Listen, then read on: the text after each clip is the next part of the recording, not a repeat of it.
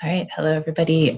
This is just a real simple tutorial on how to get a map from ArcGIS into Illustrator and mess with it a little bit to make it look a little bit better. So I'm going to make this map that you guys can see on the screen. This is one that I created a couple of years ago for a proposal, and basically what it is a model of invasive plant ranges in the US and their projected changes by 2050. So there's like 900 plants that make up this map, and the red areas are areas that have future increase in numbers of invasive plants, and the green areas, or sorry, the blue areas are areas that have a future decrease in the numbers of invasive plants. So those of us in the Northeast are kind of concerned about this. One thing that I noticed in looking back at this map is that I should not have put a north arrow on it. So you can stop for a second and think about why that north arrow is problematic on this map, but I'll come back to it in a second. All right, so here is our end product. And here is where this map started. So pretty close to the end product. You know, you've got all of the raster grid of all of the different projections of change in invasive plants. We've got a vector polygon of states overlaid on it, so fairly simple in terms of the number of elements on this map. At some point, I added a north arrow, which I probably shouldn't have, and a distance in kilometers, and then I've also added in a legend that you can see, you know, just based over here. And this legend goes from like big losses of invasive plants to big gains of invasive plants. And you guys know that, you know, like all this stuff like figure 2a richness diff.tiff, right, is not particularly nice on a map. Like we'd want to make that look better. You know that you can change all of that stuff in here, right? So if you know, click, I can get rid of this thing that says like value and, you know, and then change same thing, you know, a couple of slow clicks and what did we call this? Projected change in number of invasive plants. All right, so, and I can make some typos in there, whatever it is.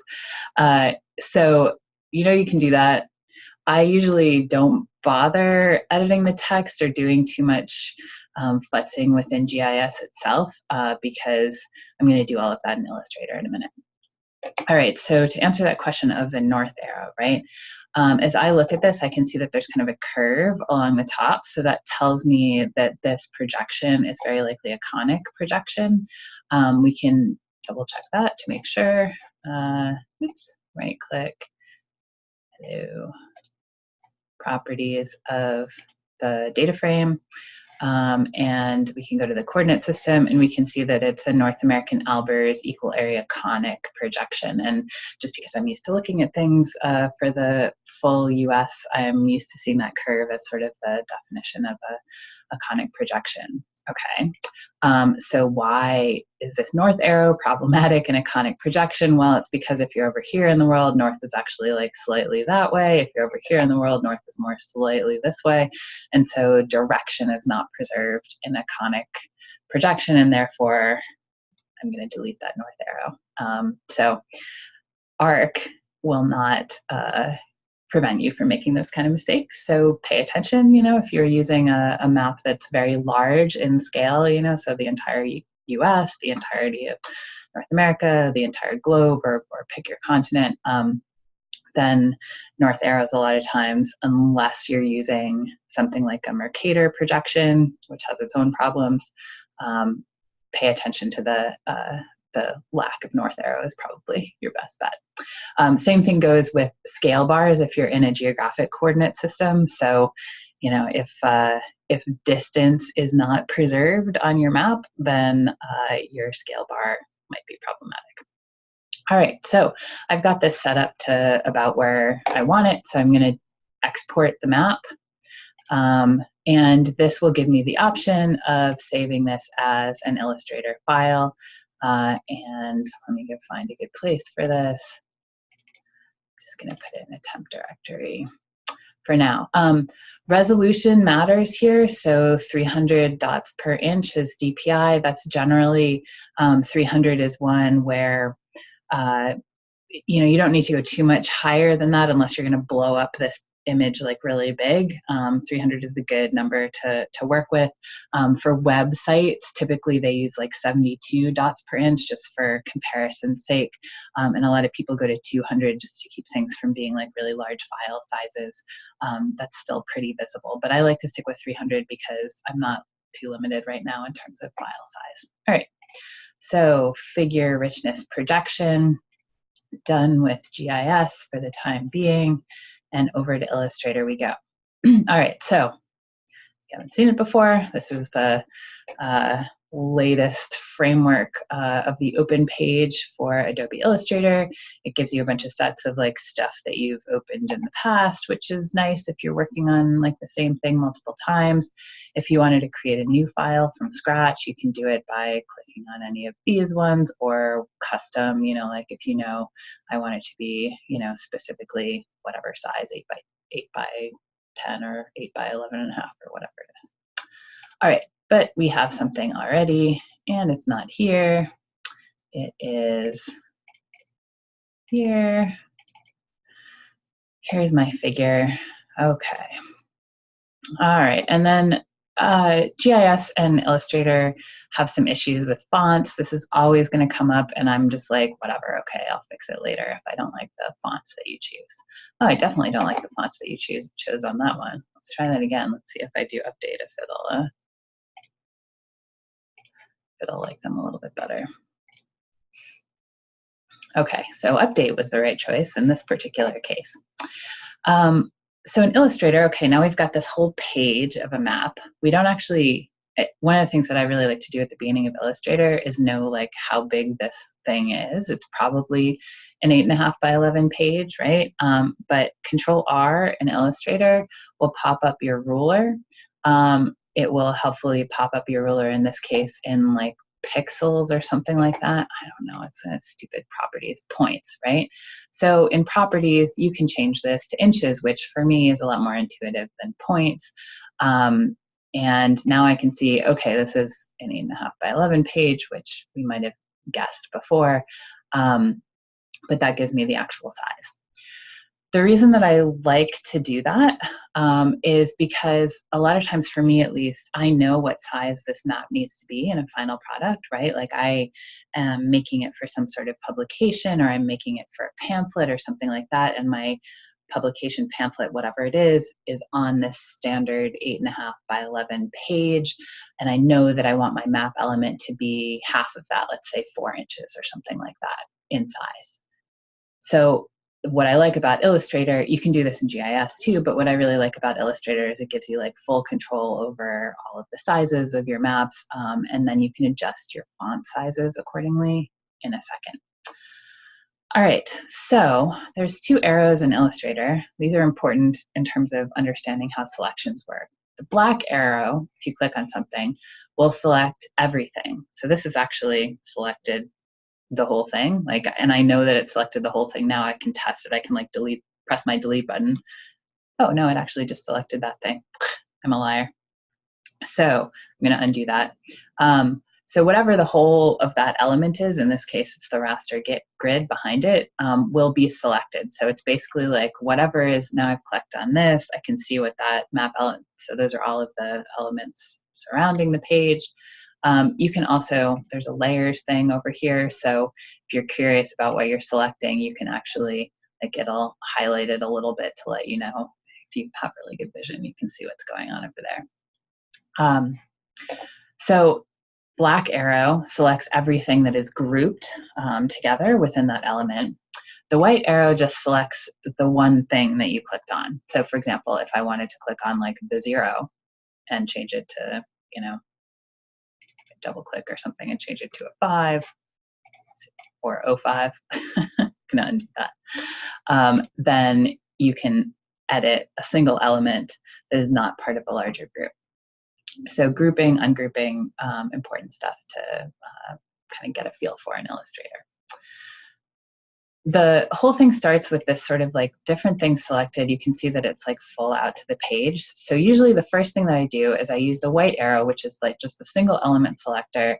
And I just like select all of those giant boxes and I do a double delete and get rid of all of them because they are mostly just clipping features and stuff like that. And generally I find them annoying and unhelpful. So if I do a Control All and select everything, now there's no longer those like extra boxes around the whole thing that come in to begin with. So first thing I'm going to do is actually resize the parts that, so just these parts. So I'm using my black arrow as like a select all of these features together. Although I think these guys are all, okay, so these guys are all grouped together. That's one thing to look at first. So I can right click and I can ungroup them. And I might need to ungroup them a couple of times. Okay, so now it has actually gone down to like the level of individual elements, like kilometers is, you know, separate from all of the little lines in here that make up the scale bar and then numbers up here. So I actually do want to keep this together, so I'm going to select them all. Control G is group, or I can just right click and group them again. Great, so here's my 0 to 1,000. When I resize the map, I want to keep this as part of it, otherwise my scale bar is not going to be accurate anymore, right? So I'm going to bring this down. I'm going to say like, all right, I want this to be roughly 4 inches. I decided arbitrarily earlier. I've got a little bit of extra white space over here, so I'm just going to say I'm going to go a little bit bigger and then snuggle those edges in later. Okay, so now I want to zoom in on this part. I'm not going to worry about the legend. Get rid of that thing for the moment. Okay, so I've got this box around the outside. You can see that it's clear on the inside. That's what the slash means, and it's black on the outside. If I click on the black, it gives me this option of like, oh, I could change it to, you know, red or something like that. I think black looks more professional generally on a edge thing. But this is also, let's see, so there's the color guide. But in properties, you can also see the stroke of this line. So a 1-point line is about where this is starting. This is one of those things that you kind of have to like print some stuff to get a sense of what's a 0.5-point line and a 1-point line. If you don't really want the box to stand out, I would say go for like a 0.5 point or something like that so that it fades a little bit into the background and it's your map that's really standing out. The other thing is there's a little extra white space that got added as part of, you know, Arc does that. It's hard to zoom all the way in perfectly and stuff like that. But I'm not really interested in that extra white space. I want it to, you know, snug all the way up. I might, though, want to leave a little extra white space down at the bottom here so that I can fit my scale bar. Or I guess I can recall what I did last time. I left some extra white space down here so I could fit those map elements, including the problematic north arrow. So maybe I'll do that again this time. I'll just pull this down a little bit more. All right, so that was our line. We also have this line, right? So because this has multiple elements to it, you see these kind of like question marks, like, oh, you know, like the text is filled, but the line is outlined. And so it won't tell you stuff about it until you ungroup it again. And then you can click on the individual elements.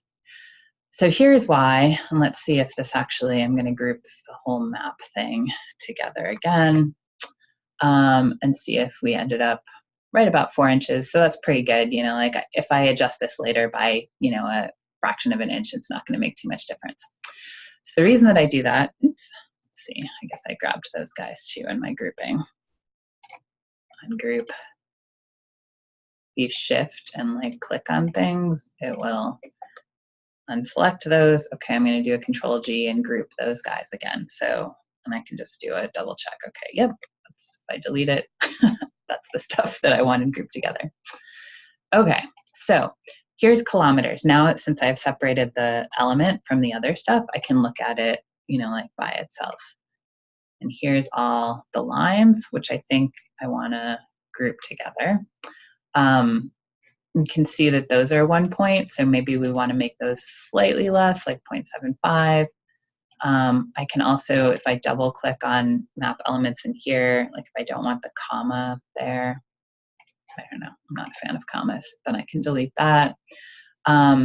Sometimes also Arc, like this is me being like super picky, and I'm using the white arrow here, because if you just select like an end of a line or something where there's an anchor point, you can move it by itself. So like, see, I can move that guy around.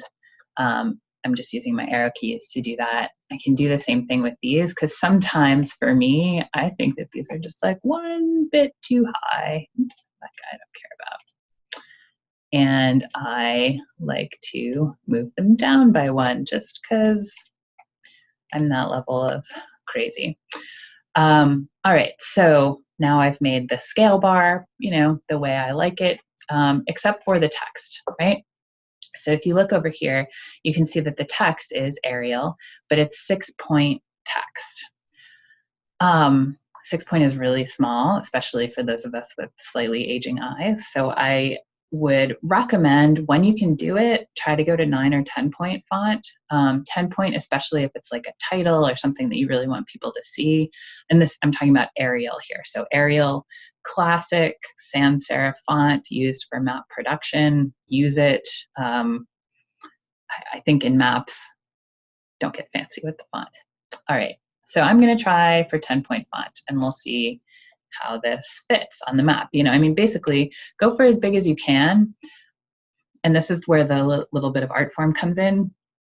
If you make it super huge and it looks ridiculous, then okay, that's too big. But if you make it really small and people can't read it, then that's a problem too. So I would generally err on the side of too big rather than too small.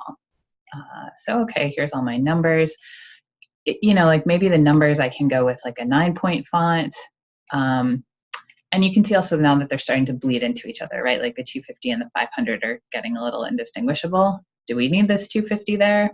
I don't think so. I think it's pretty obvious where the 250 is based on these little, whatever those things are, tiny lines in between. So I'm just going to keep it there. Now we've got these guys at 9-point font, our kilometers at 10-point font. Should be pretty obvious. I'm going to group these guys together. That's a Control G again, or a hello, right click, group, right? And now that means that when I use my black arrow, I can move this whole thing around as an element. And I can see that, oh, look, it fits, you know, like nicely in this space in the Gulf of Mexico. I'll just leave it there. Cool. I'm going to save this as that thing. I don't know why converted always comes in, but yeah, I always replace whatever that thing was. Okay, good job. Now we need to work on the legend, which was down here, right? So this legend looks a fair bit different from this legend, which is the final version that I had made at some previous point. So how do we do that? All right, and I generally like, let's see, I'm just gonna grab all of these guys. I'm gonna group them together for the time being. You can fit all of this on screen, just an easy, yikes, way to zoom around and just bring that up. So Arc likes to make legends that are vertical. You know, you can mess around with the legends and make them horizontal. That's an option in Arc. But Arc's default is vertical. I tend to not like vertical legends because they just don't fit as nicely on a map, right? It's common to see legends like across the bottom someplace. It's less common to see legends like vertically down the side. I find legends horizontally across the bottom to be more visually pleasing and easier usually to fit into the map element than these giant ones down the side. So first thing is, let's clean up the numbers, right? So we know that, yeah, I don't want my 52 decimal places of whatever that is. I really only care about these numbers and approximately where they fit, right? So I'm just selecting all of these guys. You can see I'm in my text tool, so that allows me to like more easily select portions of the text. maybe 25. This is very exciting for you guys to watch. Off we go. And then we've got 100, and I'm just going to get rid of this one. That's what I chose to do last time too. So basically, like where all of these are is about like at these kind of gaps between numbers, roughly. I'm just going to copy, let's see. I haven't actually thought this out particular. So Control C is a copy just like anything else. And I'm going to paste all of these in here just so that I can move the numbers around, but like remember where everything was to begin with. Copy paste is always nice for keeping you from messing up too much. All right, so I've got a bunch of numbers. I don't really care that they're not aligned or pretty or anything like that right now. I'm going to fix that later. Actually, here's my align tool.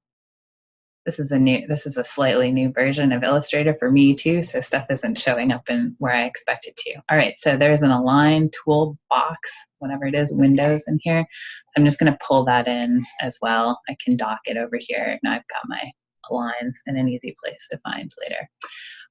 Should you want to, like I use the align tool all the time, right? Like what I want is for all of these to be aligned at the top. I also want them to be vertically distributed, you know, either on the left side or the right side. I haven't figured out, maybe the right side.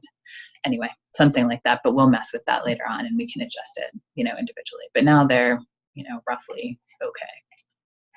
Same thing is going to go with all of these. So you'll notice that all of these have a black outline to them, right? But on here they look gray. That's because there's also this gray box surrounding all of them. I just deleted that one. I don't care about the gray boxes. I just want the stuff inside. So I'm going to hold the shift key and I'm going to grab all of these guys, the interior colors of all of these. I'm going to copy them and I'm going to paste them someplace else. So once these are all selected, I can group them. And the nice thing about what group does is when I get back to my black arrow, if you hover over like an edge or whatever these little dots are for guides in Illustrator, you can click on this and then you can rotate it any which way you want. If you hold the shift key, it'll dock it, you know, at 90 degrees and 45 degrees and stuff like that. And then you can futz with this. You can say like, oh, okay, like I just want them to be more square-like or something like that. The next piece is, okay, if I want them to fit in there, then I need the end one to be right about here, right? So basically I need it to be from like my blue to that edge. Let's see if I can figure out about where, okay, so like to about the 0. So I'm gonna make it smaller, right? Not quite to the 0 because I'm gonna do one other thing, which is I don't like, all right, well, the first thing that I don't like is the black outline on here. So I'm going to change all of them. Since they're all grouped and selected, I can change the outline to be nothing for all of them. Or I can make it black, but make it a very, let's see, where am I? Line, character, can't find anything anymore. Properties, there you are, stroke, tiny outline. So just 0.25 lines. So basically like gives you a sense that they're distinct, but it's not like, boom, I'm a big black line surrounding everything here. All right, color guide. And remember I made this like slightly larger than it needs to be, right? I'm gonna make it a little bit smaller, but in order to get rid of these white spaces, I need to first right click, come on.